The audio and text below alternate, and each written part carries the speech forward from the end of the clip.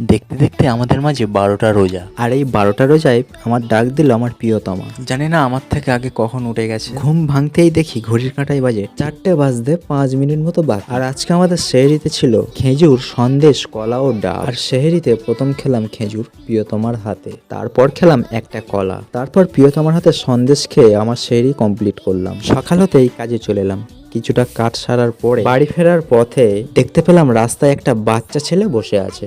অবশ্য আমাদের পাড়াতেই বাড়ি। জিজ্ঞেস করলাম, রোজা করছিস? মাথা নেড়ে বলল হ্যাঁ।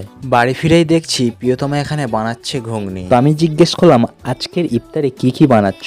বললো আজকে মুখরোচক খাবারের মধ্যে ঘুগনি, আর বললো কুমড়োর চপ থাকবে। তো আমাদের এখানে সবকিছু ইফতারের জন্য রেডি করা হয়ে গিয়েছে। আর আজকের ইফতারটা করে আমাদের 12টা রোজা কমপ্লিট করলাম। তোমাদের কটা হলো?